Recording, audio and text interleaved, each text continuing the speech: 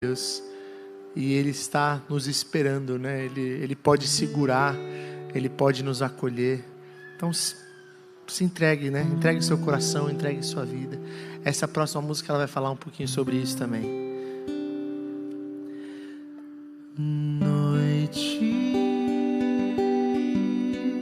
por que é que o tempo passa devagar? Só sei que a qualquer hora vem o sol. Você sabe essa também, né? Temos ainda mais perguntas a fazer. Não sei se alguém irá nos responder. Eles dizem que o tempo pode curar qualquer ferida. Cansei de esperar, mas numa frase tão antiga, já tantas vezes repetida, respostas encontrei. Entregar os meus caminhos ao Senhor, confiar nele, e o mais Ele fará, e o mais Ele fará. É fácil de cantar, preciso aprender. Posso viver feliz,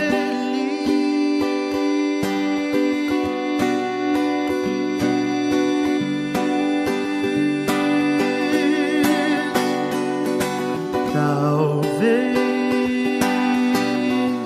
a vida nunca traga explicações, mas Deus em sua essência é amor.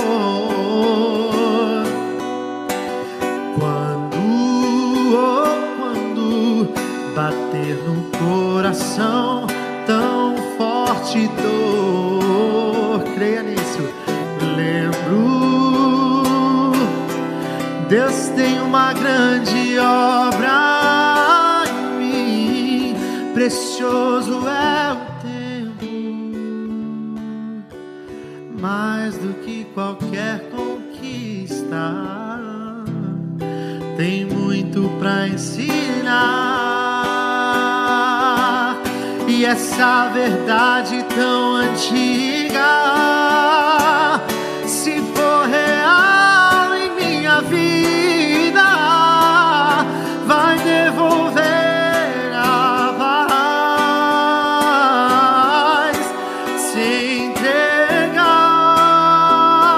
os meus caminhos ao Senhor, confiar nele, e o mais Ele fará, e o mais Ele fará. É fácil de cantar, preciso aprender. Posso viver feliz,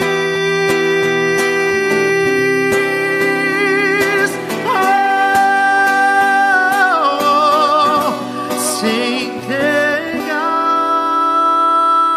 os meus caminhos ao Senhor, confiar nele, e o mais Ele fará. É fácil de cantar, preciso aprender. Oh, é fácil de cantar, mas eu preciso aprender. Posso viver feliz.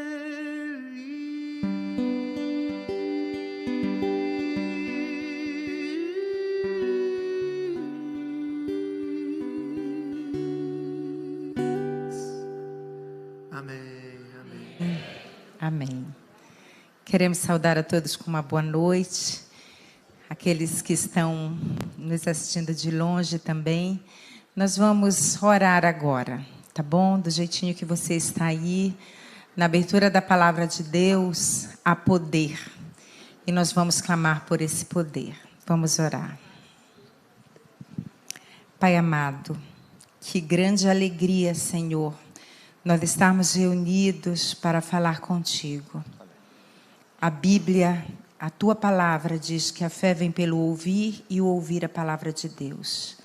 Que a tua palavra, Senhor, ela penetra em nós como uma espada afiada de 2 gumes, até as entranhas da nossa alma, para nos levar, Senhor, ao arrependimento, à humildade, à contrição diante da tua presença. Obrigada, Deus, porque tu nos destes esta carta de amor. E nessa carta nós vamos aprender mais de ti. Te agradecemos por Jesus. Amém. Amém. Deus abençoe você. Boa noite, boa noite, boa noite, boa noite. Boa noite, gente. Estão me ouvindo bem aí? Quem está me ouvindo, diga amém. Amém. Quem não estiver me ouvindo, diga misericórdia. Parece que todo mundo está me ouvindo, né? Olha, que alegria a gente estar aqui novamente, né? Que alegria. Começamos a programação ontem. Me senti muito abençoado, né? Pelo privilégio, né? De estar aqui neste auditório maravilhoso, com tanta gente bonita e sabendo que tem tanta gente acompanhando a programação, né? Nas redes sociais, tantas igrejas conectadas. Depois do culto de ontem, o pessoal me trouxe algumas informações, né, de quantas pessoas e quantas igrejas estavam conectadas, e eu louvei a Deus, né? A palavra de Deus, ela é poderosa e a gente fica muito feliz por isso. Eu até quero, se vocês aqui que estão aqui, vocês têm o privilégio de estarmos juntos aqui, né? Então eu vou dar uma atençãozinha para o povo da internet. Qual é a câmera? Essa daqui? Pode ser? Para o povo da internet. Eu pedi aqui uma referência de algumas igrejas que estão acompanhando a gente, então eu vou citar essas igrejas apenas como representantes das centenas de igrejas, centenas de pessoas, milhares de pessoas que estão acompanhando a gente agora. Um grande abraço nosso aqui de Belém do Pará para Recanto dos Vinhais, distrito Rio Anil, pastor Silvio, recebam aí o nosso abraço. Igreja Nova Esperança, distrito do Catre, isso aqui é na Associação Maranhense, melhor lugar do mundo, né, pastor Isaías? Igreja Nova Esperança, distrito do Catre, pastor Raimundo João, um abraço nosso aí. Igreja Central de Vila Embratel, pastor Franciomar. E aqui a Associação Maranhense, essas são igrejas da capital, agora igrejas do interior do Maranhão, Central de Timon, pastor Rosalvo. Castelo Branco, distrito Nova Caxias, em Caxias do Maranhão, pastor Jonas Tavares. Residencial Santa Bárbara, distrito Miranda do Norte, pastor Fabrício. Muito bem, uma alegria poder mandar um abraço para esse pessoal. Como eu disse, apenas como representantes de tantos outros que nos acompanham, né? Eu queria pedir a licença de vocês também para saudar especialmente 2 casais aqui que estão presentes aqui com a gente. O primeiro deles, minha cunhadinha Jane, irmã da Mara, mora aqui em Belém, está com seu digníssimo esposo Sandoval, grande amigo. Me disseram, Sandoval, que talvez me parece que essa é a primeira vez que você entra numa igreja nossa. Não sei se é verdade. Que alegria, viu? A gente louva a Deus por isso. Seja muito bem-vindo. E eu quero também saudar, evidentemente, um casal queridíssimo, pastor Iséias Cardoso e irmã Creonete. Pastor Iséias, ele Bem, os que são um pouquinho mais antigos, não precisa ser muito antigo não, né? Os pouquinho mais antigos conhecem muito bem esse casal e sabem o belíssimo ministério que eles desenvolveram aqui na região norte do Brasil. E eu digo sem medo de errar, o melhor curso de liderança que eu fiz na minha vida foi ter trabalhado 6 anos sob a liderança desse homem. Uma inspiração para o nosso ministério. Me sinto muito honrado, muito feliz em ter esse querido casal com a gente hoje aqui. Deus os abençoe. Muito bem. Quem está disposto e desejoso e necessitado de receber a palavra de Deus nesta noite, diga amém. Amém. Quem aqui quer uma bênção bem grande hoje? Com esse amém aí, a bênção vai ser pequenininha. Pequenininha. Vou dar mais uma chance para você. Quem aqui quer uma bênção bem grande, diga amém. Amém. Diga, eu quero. Deus seja louvado. Agora a bênção começa a cair. E a bênção está na palavra de Deus. A palavra é a fonte de bênção. A palavra é o que deu origem a tudo que existe. Disse Deus, haja luz e houve luz. E esta mesma palavra que fala com a gente hoje, e ela recria, ela restaura, ela renova. Se você está precisando de uma renovação espiritual na sua vida, a hora é agora. Nenhum amém aí, tá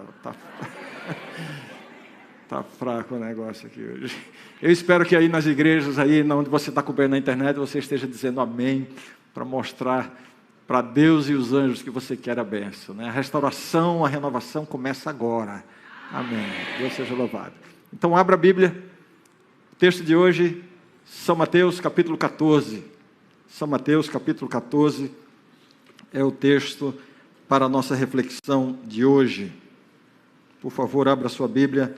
São Mateus capítulo 14.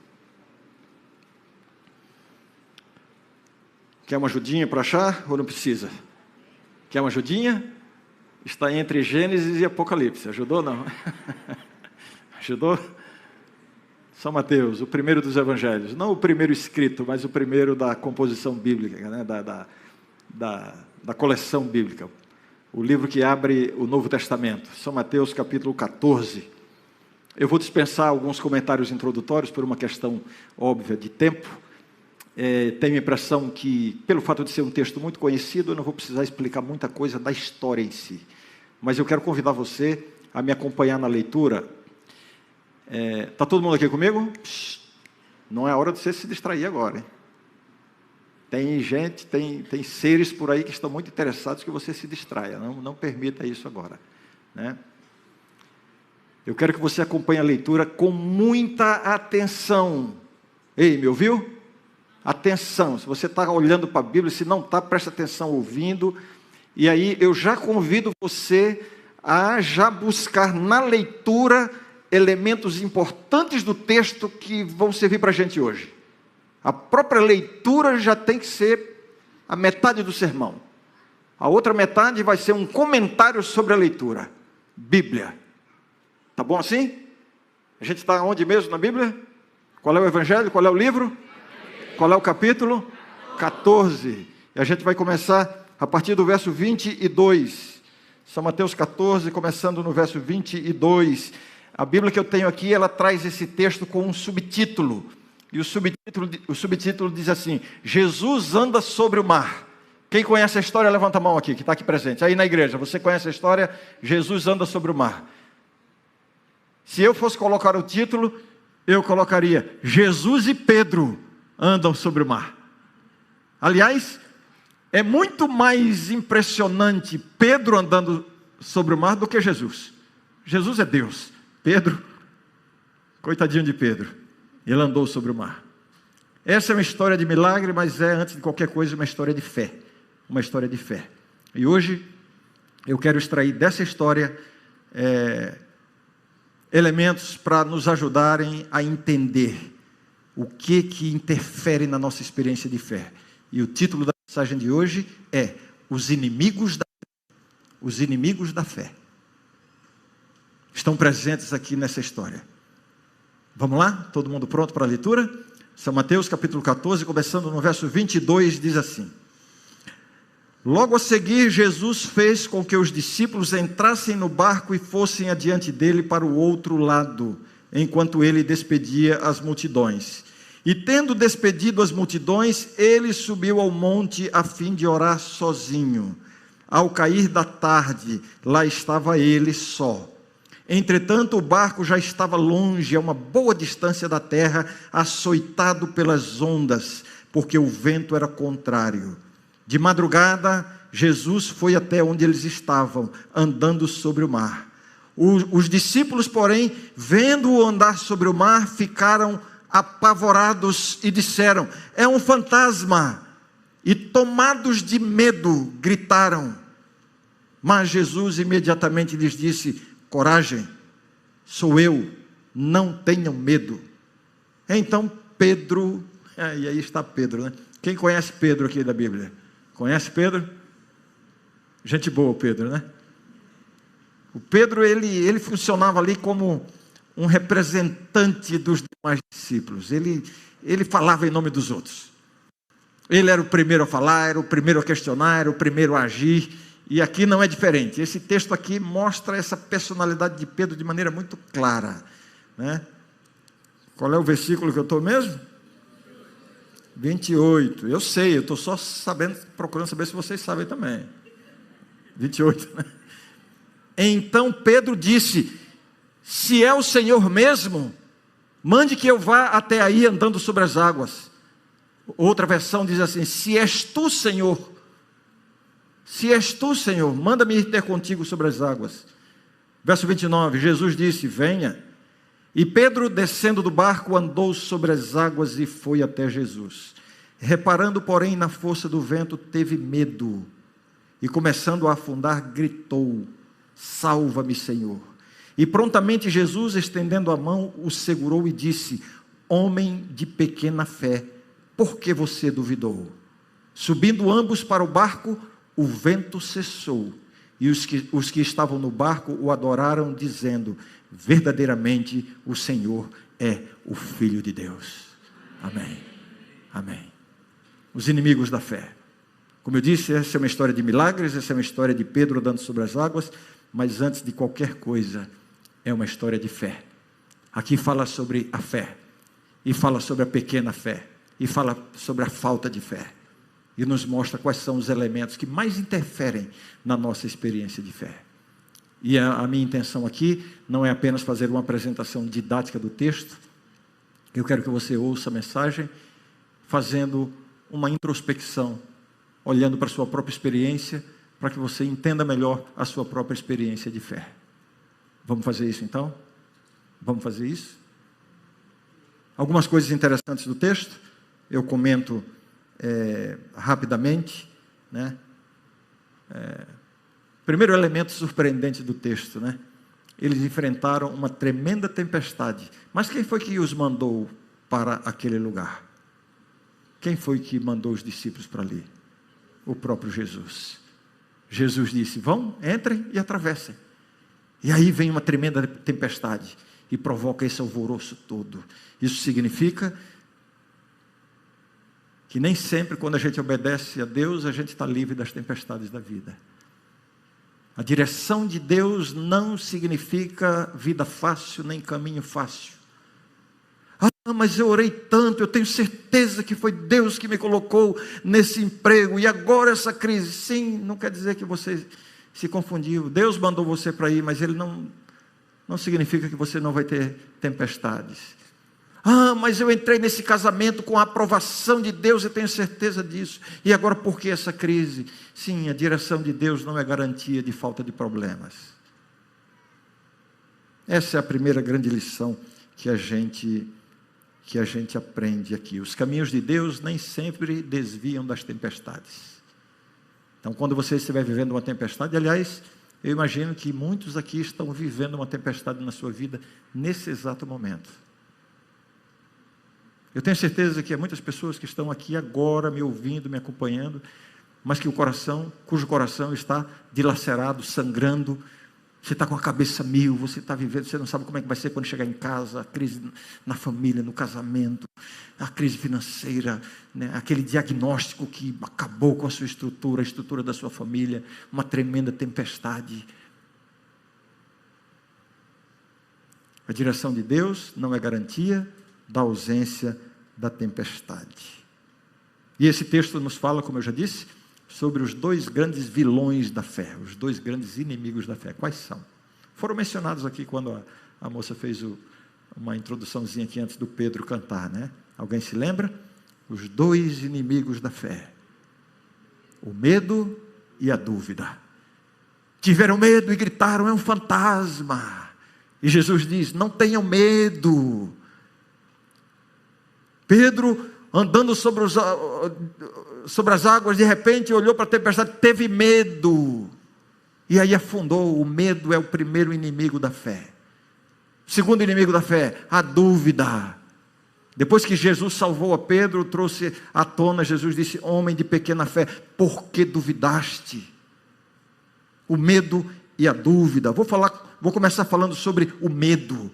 O medo é um sentimento, uma emoção, uma experiência inevitável. Eu não estou falando aqui.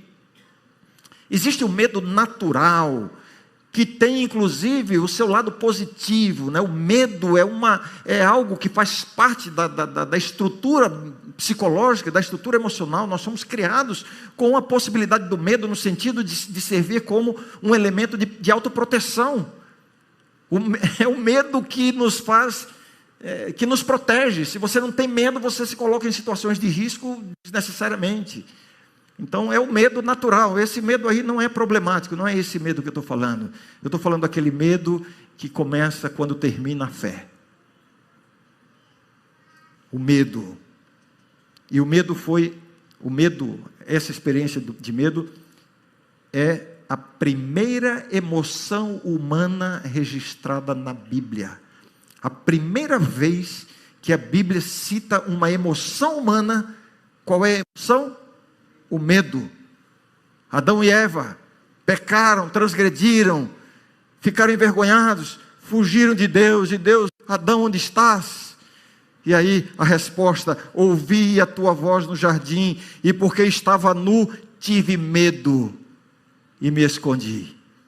E a partir daí o medo vem acompanhando a experiência humana. Falo desse medo, esse medo que é o medo que começa onde termina a fé. Ele está presente na experiência humana. De lá para cá, o medo tem sido uma presente constante na nossa experiência. E esse texto aqui que nós lemos revela as duas categorias de medo. Quais são os dois tipos de medo que existem? Existe o medo imaginário e o medo realista. O medo imaginário. Os discípulos, no meio da tempestade, estavam com medo da tempestade. De repente, Jesus se aproximando, eles olharam, viram aquele vulto, como é que diz por aqui, aquela visagem. Pensaram que era o quê? É um fantasma. Gritaram com medo de fantasma. Aqueles sujeitos, aqueles caras brutamontes, que estavam acostumados com as batalhas do mar, homens duros, homens, né, tudo pernambucano, macho, gritando com medo de fantasma. Tinha paraibano no meio também. Meu pai era paraibano. Pensa num cabra macho, Zé de Sales. Macho, não tinha medo de nada, mas morria de medo de alma. Meu pai, quando ia deitar sozinho, a gente olhava, a luz do quarto ficava acesa. Enquanto minha mãe não chegava, estava com a luz acesa. E ele mesmo dizia, né, nunca tive medo de homem nenhum, mas a tal da alma que eu nunca vi, eu me perco de medo.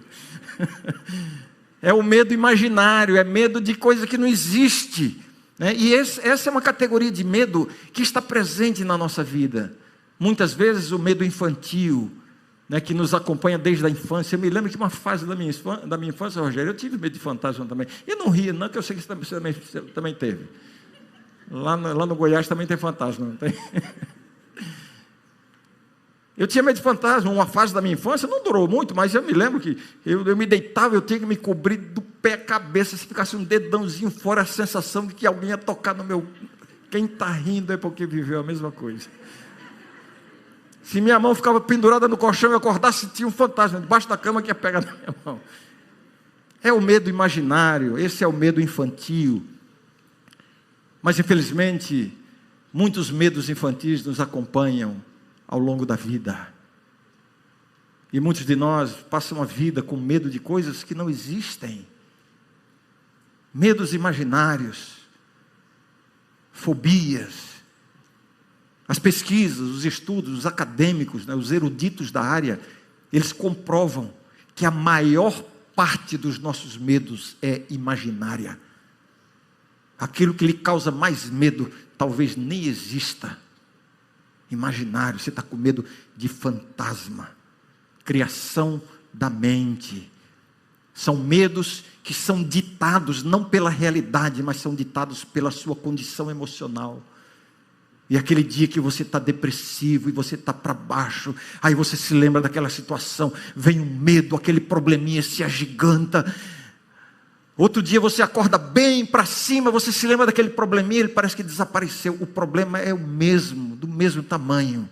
Ele incha e murcha de acordo com a sua condição emocional. São medos imaginários. Queria dizer para você que existe recurso para isso, hein? Inclusive recurso profissional, busque ajuda. Mas o texto revela também a outra categoria de medo, que são os medos realistas. Havia razão para eles terem medo ali? Havia ou não havia? Uma tempestade, descrita como ventos fortes e ondas grandes. Havia uma situação real que provocava medo. E muitas vezes na nossa vida, nós temos medo de coisas reais, problemas reais. São as tempestades da vida, os vendavais e as ondas que jogam a gente para um lado e para o outro, e que são maiores do que as nossas forças. E a gente olha e vê que não tem sabedoria nem força para enfrentar sozinho. Você sabe do que eu estou falando, não sabe? Para alguns aqui é o diagnóstico, para outros é o desemprego, para outros é a crise no casamento, para outros é a crise financeira, para outros é a crise espiritual, as tempestades da vida que nos dão medo, medos realistas. Jesus certa vez disse assim: por que é que vocês são tão medrosos? Como é que ainda não têm fé? Marcos 4,40. Vejam, o medo e a fé, eles são autoexcludentes. Onde há medo não há fé, e onde há fé não há medo. Por que é que vocês estão com medo? Substitua o medo pela fé. Muitos medos, como eu já disse, são aprendidos na infância, né? E alguns pais ensinam os filhos a serem medrosos. Ei menino, desce dessa árvore. Ei menino, calça isso aqui. Ei menino, não anda por aí. Ei, vai cair, vai machucar, vai se furar, larga isso. Ei, cuidado. E a criança cresce assustada. Cuidado. Você deve criar os seus filhos com cuidado e responsabilidade, mas não os faça medrosos. A vida impõe riscos e a gente tem que aprender a enfrentar riscos desde a infância. Medos aprendidos na infância. Eu me lembro quando o Renan nasceu, Jane. Mara está aqui, né? O Renan foi entregue para a gente no final do dia. Nasceu de manhã, ficou o dia inteiro lá dentro, a gente não sabia o que estava acontecendo e tal. E o pessoal vinha, não, está tudo bem, é só um probleminha e tal. E passou lá o dia inteiro. Final do dia foi devolvido para a gente. E a gente soube que ele teve um probleminha respiratório quando nasceu. Pronto, eu fiquei morrendo de medo que o Renanzinho, recém-nascido, parasse de respirar. A gente foi para casa e aquele quartinho de bebê maravilhoso que a Mara preparou ficou sem uso por umas 2 semanas, porque eu levava o Renan, eu deitava na minha cama, colocava o becinho dele do meu lado e eu não dormia, eu ficava olhando e medindo a respiração dele. E de vez em quando eu tinha a impressão que ele parava de respirar. E por umas 3 ou 4 vezes nesse período, eu saí 2, 3 horas da manhã correndo para o Hospital Adventista. Eu morava no bairro do Belém. O hospital estava a 15, 20 minutos dali, sem trânsito de madrugada, porque meu filho estava tendo uma parada respiratória. Tudo na minha cabeça. Eu chegava lá, o médico examinava, olhava e dizia: pai, volta para casa que está tudo bem. Medo imaginário. Mara uma vez, o Renan estava brincando com dinheiro. Criança pequena, com moedinha, e a moedinha às vezes põe na boca, né? Aquela coisa assim. E aí Mara: Renan, não pegue dinheiro, Renan, dinheiro é sujo, dinheiro contamina. E eu disse: Mara, para com isso, está ensinando o menino a ser pobre. Aí eu dizia assim, não, Renan, pode pegar em dinheiro, dinheiro é bom, dinheiro é limpo, dinheiro não contamina, não, dinheiro é bom. Eu acho que ele ouviu mais a mim do que a ela, ainda bem. São medos aprendidos, né? Eu estou aqui citando coisas divertidas da minha família, mas eu quero trazer você para essa realidade. Quais são os medos que estão prejudicando a sua fé? Quais são os seus medos reais? Medos em relacionamentos. Escute aqui o que eu vou falar. Está todo mundo aqui comigo? Escute o que eu vou falar. Relacionamentos saudáveis não provocam medo. Se você vai para o seu trabalho e no caminho de casa para o trabalho você tem frio na barriga, você sente medo, tem alguma coisa errada. Pode haver uma situação abusiva, um bullying, uma exploração, um assédio, alguma coisa, porque relacionamentos saudáveis não podem provocar medo. Medo no casamento.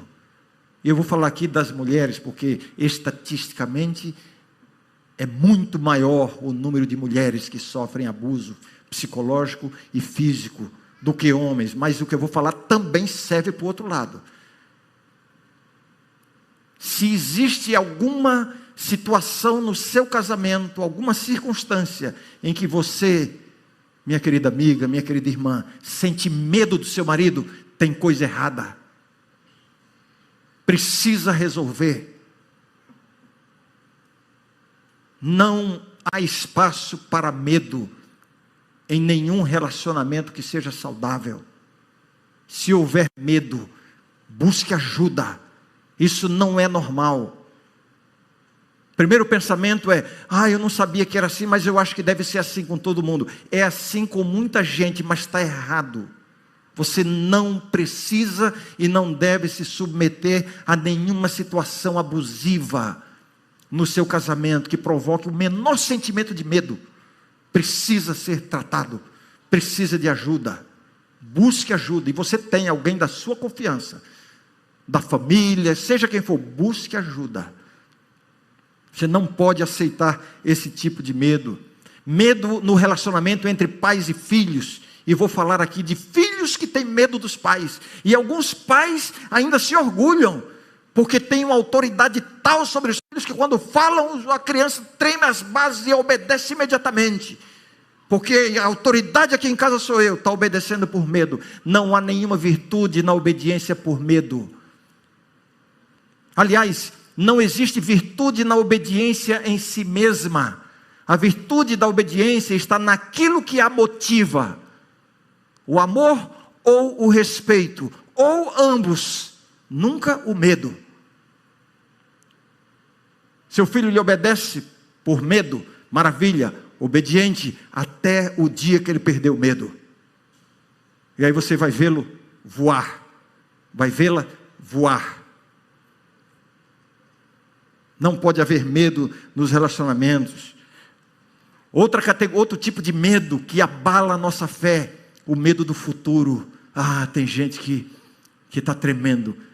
Faz poucos dias, uma jovenzinha de 22 anos, universitária, futuro brilhante pela frente, está tudo certo na vida dela. E ela dizia assim, eu morro de medo de não conseguir ser independente na vida. E eu disse, olha, o que você já tem hoje, em termos de estudo, de preparação, de vários idiomas que fala, o que você já tem hoje é suficiente para lhe dar uma condição de vida independente, superior à dos seus pais. Você está com medo de quê? Os olhinhos brilharam. Medo do futuro. O que Jesus diz? E aí tem gente, talvez aqui dentro, aqui, que está me ouvindo agora, que está, como é que é meu futuro? Minha aposentadoria está chegando, e eu não comprei minha casa, e o futuro, e como é que vai ser? Será que vai dar certo? Será que eu vou conseguir? Será que... Ei, para com isso. Você está vivendo como se Deus não existisse na sua vida. É claro que você tem que ser, você não pode ser negligente com o seu futuro, você tem que se aplicar, cuidar, ser previdente, verdade, você tem que fazer tudo isso. mas com paz e tranquilidade, porque você tem um Deus que é dono de tudo. E Jesus disse: não vos inquieteis. Quem se lembra do texto? Não vos inquieteis com o quê? Com o dia de amanhã. Ei, aquele que cuida dos pássaros, aquele que veste o lírio do campo, as ervas do campo, que nascem de manhã e morrem de tarde, e nem Salomão se vestiu como elas, porque Deus fez isso. Quanto mais valeis vós do que essas coisas? Calma, não tenha medo, tenha fé. Substitua o medo pela fé. Confiança em Deus. Medo do desconhecido, que é ilustrado aqui com o medo do escuro, né? Por que a gente tem medo do escuro? Porque a gente não está vendo. Se não está vendo, é desconhecido, né? E a criança que tem medo de escuro, eu digo criança, mas não é só criança não. Está no escuro, deu medo, dá vontade de correr, né? Não corra. Se correr, o medo aumenta. Quando eu era criança, eu corria algumas vezes, depois eu parei, porque quanto mais você corre, mais perto a alma está de você aqui. Não corra. Medo do desconhecido, e esse medo infantil, muitas vezes se reflete em nossa vida, e a gente tem medo do desconhecido. Sabe o que o medo do desconhecido faz com a gente? O medo do desconhecido tem o potencial de nos paralisar. E eu quero falar aqui de maneira muito especial aos jovens. Ei, juventude linda da minha igreja, não tenha medo, vá para cima, corra riscos. Tem pai e mãe aqui que já está arrependido de ter botado o filho jovem para me ouvir hoje, né? Mas eu vou dizer o que eu falo para os meus filhos: corra riscos. Você não quer arriscar? Não, tem uma decisão que vai mudar radicalmente a sua carreira, o seu rumo. Ei, analise, avalie, busque conselho e decida. Tem risco, arrisque. As grandes consecuções da vida só são efetivadas mediante riscos. Se você não quer correr grandes riscos, não espere ter grandes coisas na vida, nem espere ser grande coisa na vida. A vida exige riscos. E juventude, estou falando para todo mundo, mas de maneira especial para os jovens: arrisque. E se errar, você tem tempo para consertar. No mínimo, deu errado, você aprendeu. Já não vai cometer o mesmo erro. Isso é construção de vida, de experiência. Arriscar, sair, ir para longe, mudar, novas experiências. Não tenha medo. Substitua o medo pela fé. Mas e o risco? Eu não estou falando aqui de risco de vida. Estou falando de risco na vida. Não vá fazer coisas que colocam a sua vida em risco. A vida é valor supremo. Não podemos arriscar a vida, mas correr riscos na vida faz parte dela. Decida, tente, avance. Não confunda prudência com covardia. Seja prudente, mas não seja covarde. Jovenzinha, linda, ei moço, grandes coisas, Deus tem grandes coisas para vocês. Avancem, viu? Grandes sonhos, realizar grandes coisas. Viu? Você também que está me olhando aqui, Deus tem coisa muito grande para você. Arrisque. Substitua o medo pela fé. As grandes conquistas na vida envolvem grandes riscos. Eu costumo dar o exemplo de Davi e Golias. Tinha risco, aquele rapazinho de 17 anos de idade. Eu digo para minha esposa que ele parecia comigo, né? Porque a Bíblia diz que ele era ruivo de boa aparência. Havia risco naquela empreitada de enfrentar o gigante Golias? Havia risco? Ele foi em nome do Senhor dos Exércitos. Estava com medo? Não, mas ele sabia que tinha risco. Como é que você sabe disso, Ranieri? Eu sei. Ele ia enfrentar quantos gigantes? 1. Quantas pedras ele levou? 5. Opa! Se preveniu, né? Tem gente que diz assim: não, é porque Golias tinha lá uns primos, uns irmãos que podia aparecer. A Bíblia não diz nada disso. Ele pegou 5 pedras porque ele pensou assim: se eu errar primeiro eu tenho mais uma, tem mais 4. Se errar a segunda, eu acho que não dava mais tempo mais. Se errasse a segunda ou a terceira, não dava mais tempo. Havia risco? Havia. Mas hoje ele é o grande Davi, se tornou o grande rei Davi, exaltado e louvado até hoje. Por quê? Porque teve coragem de enfrentar o risco, correu o risco. Substitua o medo pela fé. Deus tem grandes coisas para você. Cito mais um medo, e este é o medo mais lamentável de todos. Qual é o pior medo? Quem sabe qual é o pior medo? O medo de Deus. Ter medo de Deus. E a religião de muita gente é baseada no medo. Tem que obedecer, senão é fulminado. Deus está vendo tudo. Isso é assustador.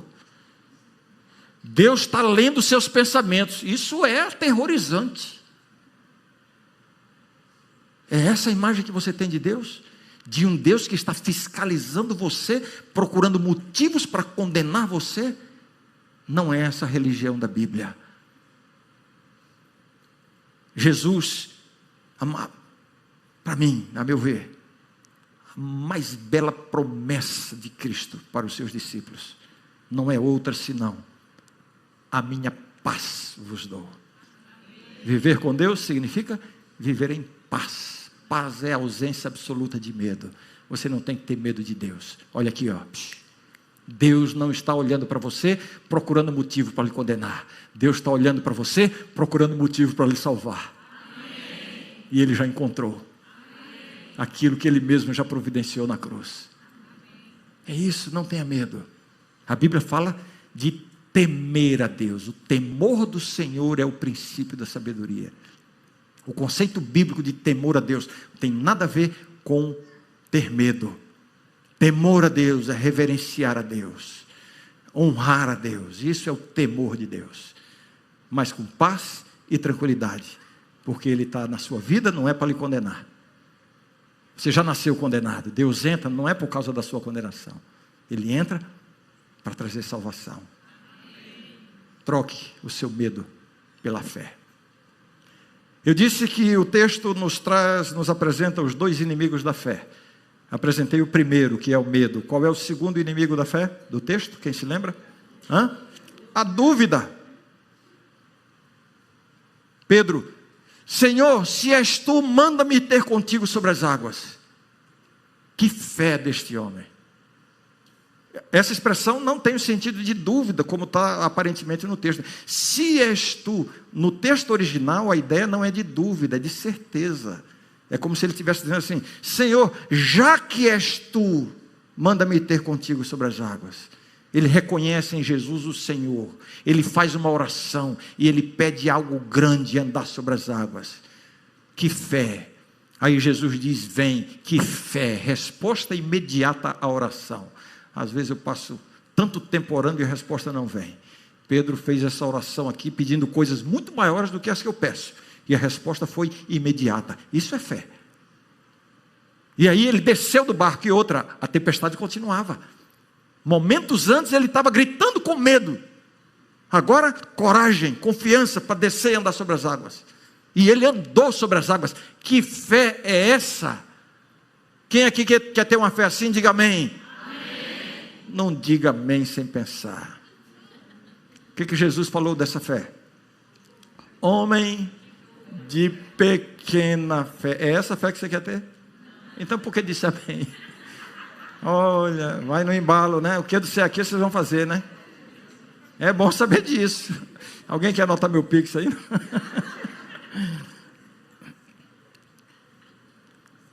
Afundou momentos depois. Parou de olhar para Jesus, se envaideceu. Ele deve ter olhado para os outros assim e pensado: tinha que ser eu mesmo. E os outros pensavam a mesma coisa: tinha que ser Pedro mesmo, só Pedro para fazer isso. Olha que sujeito. E aí quando Pedro para de olhar para Jesus, ele percebe as circunstâncias não mudaram. A tempestade já estava ali. Aí o texto diz que ele teve medo, porque tinha onda e vento. Espera aí, Ele perdeu o medo enquanto estava olhando para Jesus. Então o medo dele não tinha a ver com as circunstâncias, tinha a ver com a sua experiência de fé.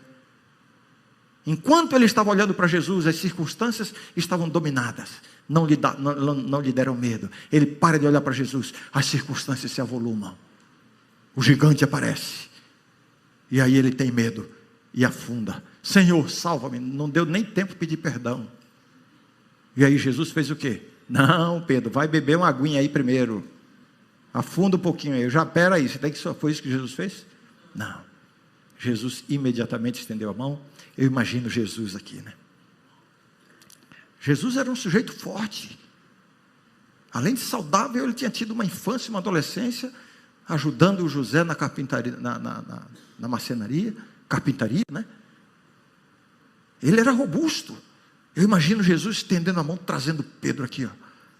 Aí eu imagino a cena, Jesus trazendo Pedro aqui. Pedro sentiu segurança. Caminharam para o barco em segurança. Está salvo, está seguro. E aí vem a repreensão. Homem de pequena fé, por que duvidaste? Deus primeiro salva, para depois repreender. E por que a fé do apóstolo Pedro, do discípulo Pedro aqui, foi tida por pequena? Por Jesus.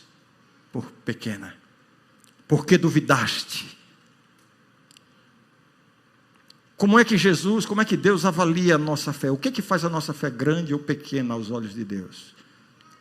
O que faltou a Pedro para que a sua fé fosse grande?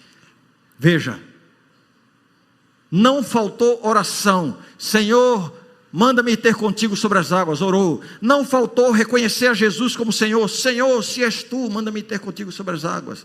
Não faltou coragem, não faltou confiança, não faltou milagre, não faltou nada disso. E ainda assim Jesus disse, homem de pequena fé. O que significa isso? E eu quero concluir aqui com esse pensamento. O que significa isso? O que faz a nossa fé grande aos olhos de Deus não são as respostas às nossas orações, não são milagres. O que determina a autenticidade da nossa fé, a legitimidade da nossa fé, não tem a ver com resposta às orações, com milagres alcançados, com bênçãos derramadas. Então não me venha com essa de dizer, se você tiver fé, o milagre vem. Se você tiver fé, a bênção vem. Se você tiver fé, Deus vai responder. Pois Pedro teve tudo isso. Teve bênção, teve resposta, teve milagre, e ainda assim Jesus disse, homem de pequena fé. Não são essas coisas que determinam a fé. Então, quando o milagre não vem, não significa necessariamente falta de fé. Quando a bênção não é derramada, não significa necessariamente falta de fé. O que faltou a Pedro não foram essas coisas. O que faltou a Pedro foi... Se você entender isso aqui, você vai entender o que há de mais maravilhoso em todo o Evangelho. Aqui está a síntese do Evangelho. O que faltou a Pedro, sabe o que foi? Veja a experiência dele. Foi uma experiência extraordinária, sim ou não? Sim ou não? Quero ouvir. Sim. Teve bênção, sim ou não? Sim. Teve milagre, sim ou não? Sim. O que faltou a Pedro? Sabe qual foi o problema? É que tudo isso durou muito pouco. Durou muito pouco. O que faltou a Pedro foi perseverar. Perseverar. Uma experiência intensa, maravilhosa, extraordinária, durou muito pouco. Por isso Jesus disse, homem de pequena fé. O que faz a sua fé grande aos olhos de Deus é a sua perseverança com Jesus. Você entende isso? A sua perseverança com Jesus. Vou dizer uma coisa aqui que tem gente que vai tremer na cadeira aí agora. Achar que eu estou falando heresia. Mas você vai entender que não é. O maior interesse do diabo na sua vida não é levar você ao pecado. Mas como não, se ele é o tentador? Sim, ele é o tentador. Mas o grande objetivo dele não é levar você ao pecado. Sabe por quê? Porque ele sabe que que a sua derrota não acontece quando você peca, diferente do que o que você pensa. Quando você peca, quando você cai, quando você falha, o que é que você faz? Acabou tudo, fui derrotado, eu sou um fracassado, para mim não tem jeito, eu fracassei, eu fui derrotado. Derrotado coisa nenhuma, fracassado coisa nenhuma. O nosso maior problema não é o pecado. Não trema na cadeira. Não estou dizendo que o pecado não é o problema, estou dizendo que não é o nosso maior problema. Por quê? Porque para o problema do pecado existe uma solução pronta: o sangue de Jesus Cristo derramado na cruz. O sangue de Jesus, seu Filho, nos purifica de todo pecado. Se confessarmos os nossos pecados, Ele é fiel e justo para nos perdoar os pecados e nos purificar de toda a injustiça. Filhinhos, essas coisas vos escrevo para que não pequeis, é o ideal de Deus. Mas se alguém pecar, está derrotado, nada. Se alguém pecar, temos um advogado, Jesus Cristo justo. A sua derrota, o seu fracasso não acontece quando você peca. Você só será derrotado quando você desistir. Agora, o inimigo de Deus, ele usa o pecado como um meio para levar você a desistir.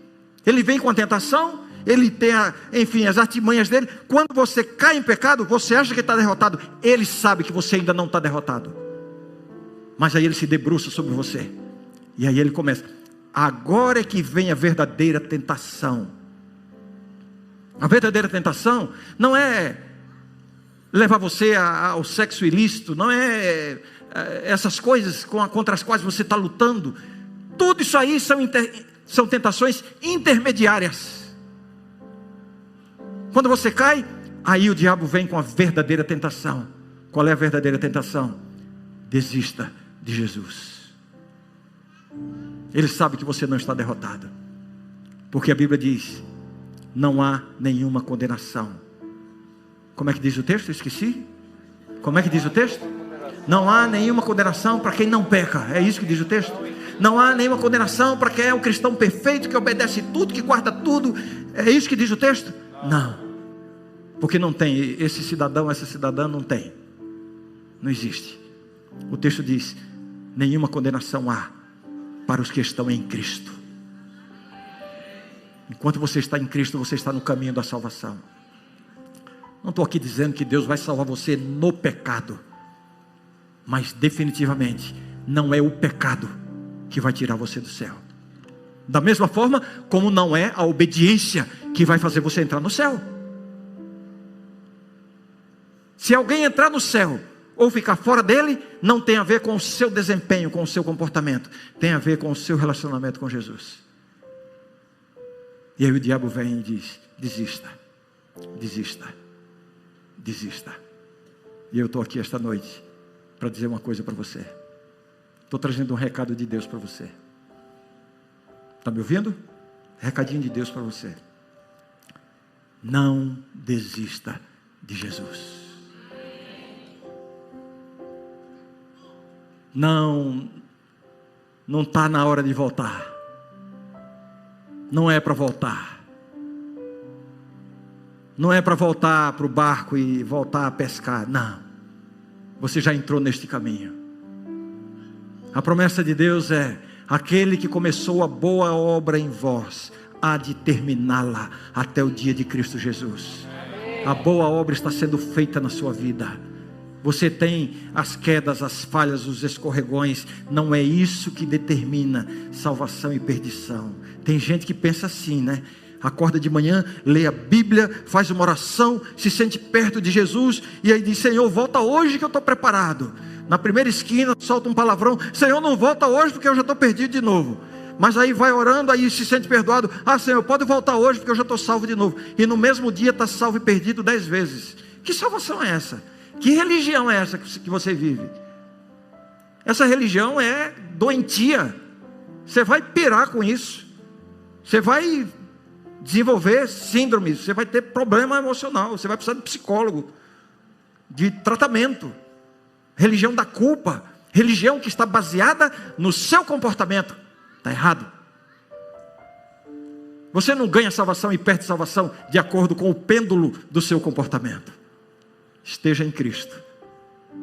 Enquanto você estiver em Cristo, você está salvo. Falhou, errou, filhinhos, temos um advogado. Se confessarmos os nossos pecados, mantenha-se apegado a Cristo. E o processo vai acontecendo na sua vida. Processo de vitória, de mudança, de transformação, que vai durar quanto tempo? Sua vida inteira, até a volta de Jesus ou até que você descanse. Tudo que você tem que fazer é o quê? Não desista de Jesus. Não dá para voltar para trás. Não dá. Eu quero pedir que você renove a sua vida com Deus hoje. Você que estava desanimado, você que estava pensando em desistir de Cristo, porque você está olhando para si mesmo, está vendo que você não consegue, que você é fraco, está vendo que as tentações são grandes, e aí você vem desanimado, pensando em desistir. É o diabo dizendo: desista, desista, desista. Deus está dizendo: não desista. Não desista. Quero convidar você para renovar a sua vida com Deus e dizer assim: Senhor, reconheço que sou fraco, reconheço que tenho altos e baixos, mas eu quero continuar nesse caminho. Diga comigo: eu quero. Eu quero. Pedro vai cantar essa linda canção. Enquanto ele canta, a gente vai pensar e orar sobre isso. E o desafio qual é? Vamos sair daqui hoje à noite com a nossa vida completamente ancorada e renovada com o Senhor Jesus. Sua salvação não depende do que você faz ou deixa de fazer. Sua salvação depende de você estar em Cristo. Não desista de Cristo. Não está na hora de voltar. Vamos em frente.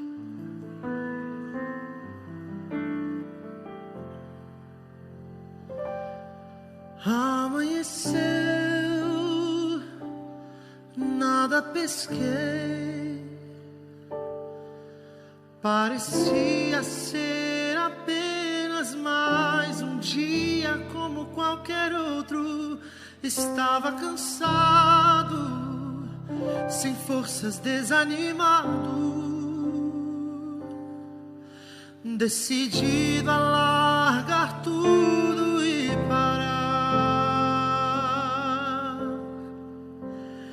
Deus conhece tua estrutura, sabe o que está fazendo, mesmo que seja difícil, não pare, Ele está vendo.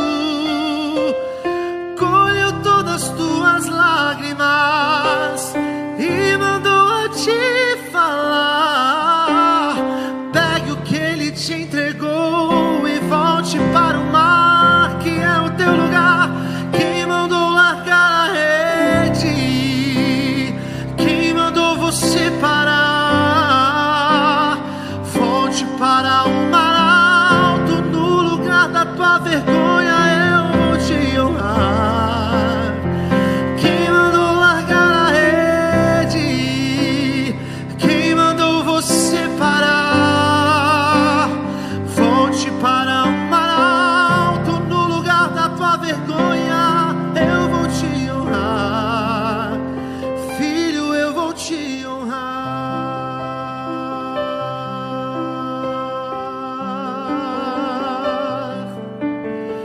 Deus conhece tua estrutura, sabe o que está fazendo, e mesmo que seja difícil, não pare, Ele está vendo. Colheu todas as tuas lágrimas e mandou a te falar. Pegue o que Ele te entregou e volte para o mar, que é o teu lugar. Quem mandou largar a rede? Quem mandou você parar? Volte para o mar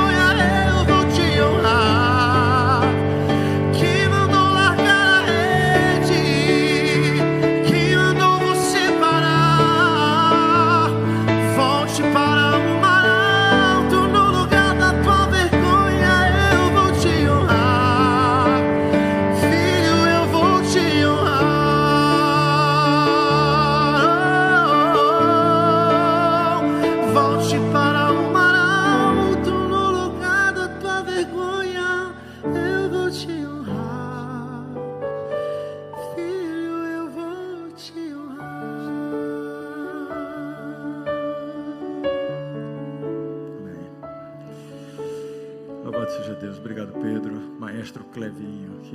Que talento maravilhoso. Eu quero terminar com oração, mas de maneira muito especial, eu quero orar por algumas pessoas que eu não sei quem são. Imagino que algumas delas estejam aqui dentro desse auditório e que muitas estejam nos vários auditórios, nos muitos auditórios que estão acompanhando a programação. Eu quero terminar a programação de hoje fazendo uma oração especialmente por aquelas pessoas que ainda não tomaram uma decisão de aceitar a Jesus como seu Salvador. Você está aqui ouvindo a palavra de Deus e você sente que o Espírito Santo está tocando no seu coração.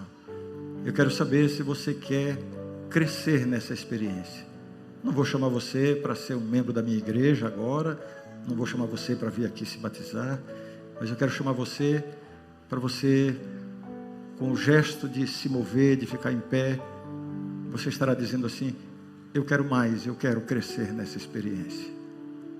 Eu tenho pelo menos uma pessoa aqui dentro que ainda não tem uma vida entregue a Jesus, não foi batizado ainda, mas que hoje quer dizer assim: eu quero mais, eu quero crescer nessa experiência. Quem é? Eu não consigo ver direito porque a luz está muito...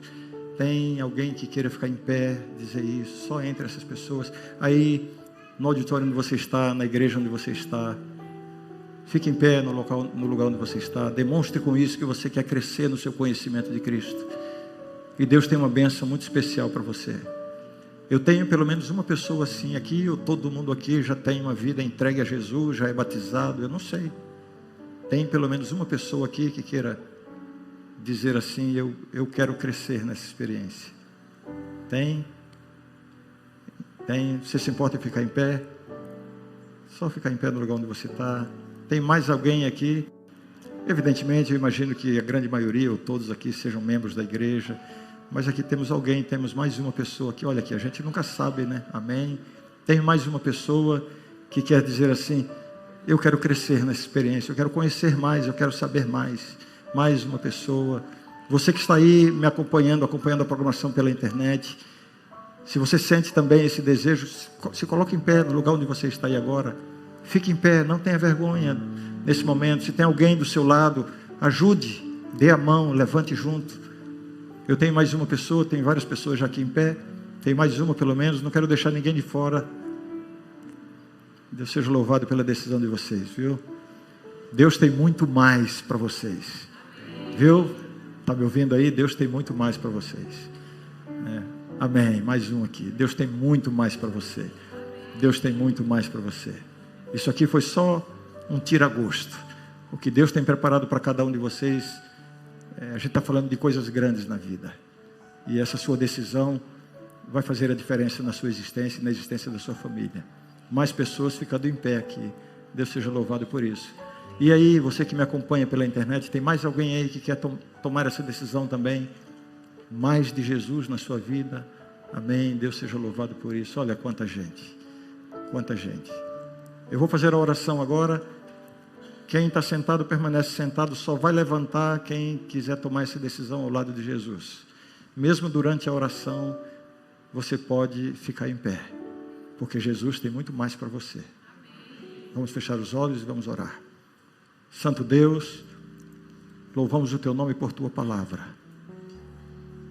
Ajuda-nos, Senhor, a permanecer em Cristo. Nós não queremos desistir. A nossa fé não é medida pelos milagres, pelas bênçãos, pelas respostas, por nada disso. A nossa fé é medida por nossa perseverança. Perseverar com Cristo com bênção ou sem bênção. Perseverar com Cristo com milagre ou sem milagre. Perseverar com Cristo com resposta ou sem resposta. Aí está o valor da nossa fé. E agora, Senhor, eu quero te apresentar esses que se colocaram em pé. Os que estão aqui dentro desse auditório e tantos outros que estão espalhados, acompanhando pela internet. Que o Teu Espírito fortaleça essa decisão. Que saiam daqui para iniciarem uma nova fase da sua vida. De estudo da Tua palavra, de conhecimento de Cristo. Muito em breve, segundo o Teu plano para cada uma, também sejam batizadas e tenham uma vida nas Tuas mãos. Que a Tua bênção repouse sobre cada um hoje e sempre. É o que pedimos e agradecemos em nome de Jesus. Amém. Amém. Deus seja louvado. A gente espera você amanhã. Esses que ficaram em pé, certamente vieram acompanhados de pessoas da igreja. Eu peço encarecidamente que você não deixe que eles vão embora sem antes se aproximar e ver, enfim, que trabalho, que apoio a gente vai poder dar para essas pessoas agora, o mesmo aí no auditório onde você está. Que cada pessoa que ficou em pé agora receba um atendimento, um acompanhamento e um apoio. Deus abençoe a todos e a gente se vê amanhã, tá bom? Deus abençoe. Uma boa noite a todos. Deus seja louvado. Amém. Deus seja louvado, Heron. Quando o Espírito de Deus habita num local como esse, toca nossos corações, é irresistível, não é? É irresistível, sim. E olha só, o Adorai acabou essa noite, mas Nossa, você... já? Hoje terminou, hoje Já. acabou. Mas você continua com o Adorai. Até amanhã, quando a gente volta aqui às 19h30, você continua com o Adorai de várias maneiras. Segue a gente no canal do YouTube Adventistas Norte e você vai ter informações, atualização de conteúdo do Adorai. Segue a gente também no Instagram, porque lá você vai ter os melhores momentos dessa noite tão abençoada. Você vai acompanhar o louvor e tantos conteúdos que vão enriquecer a tua vida. Você continua interagindo com a gente. Inclusive, nós queremos o seu comentário, né, lá na rede social.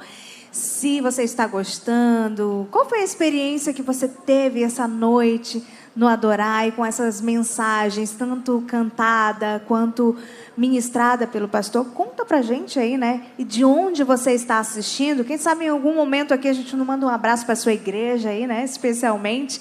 Então, continua interagindo com a gente. Eu quero também te convidar para estar com a gente, Heron, lá no grande grupo do WhatsApp, que é o canal do nosso WhatsApp. Lá você vai receber tudo. Links para assistir, os materiais, vídeos, tudo, para você compartilhar aquela mensagem bonita com a família e com todos. Entra lá. Só digitar assim no seu navegador ADV, de Adventista, né? adv.st/N7 canal, N de norte, N7 canal, adv.st/N7 canal. Entra lá, tem um sininho assim, você ativa para toda vez você receber os conteúdos. E continue com a gente, porque amanhã, Heron, tem mais programação. E a programação começa cedo amanhã, não é? Começa cedo, começa já às 11 horas da manhã com a Adorai Kids. Então é aquele momento da criançada ser colocada na presença do Senhor para esse momento tão especial de adoração. 18h30, 6h30 da noite, nós vamos ter aqui o podcast, trazendo também informações, preparando a gente para receber o Adorai. E às 7h30 da noite, Gerlane, nós continuaremos aqui com o Adorai 2024, rumo ao lar. É isso mesmo. Como eu sempre costumo dizer, só para a gente não esquecer, colocar no nosso coração, apesar de todas as dificuldades, todos os desafios dessa vida, tudo vai valer a pena, porque nós estamos rumo ao lar. Adorai 2024. A gente se vê amanhã. Uma boa noite.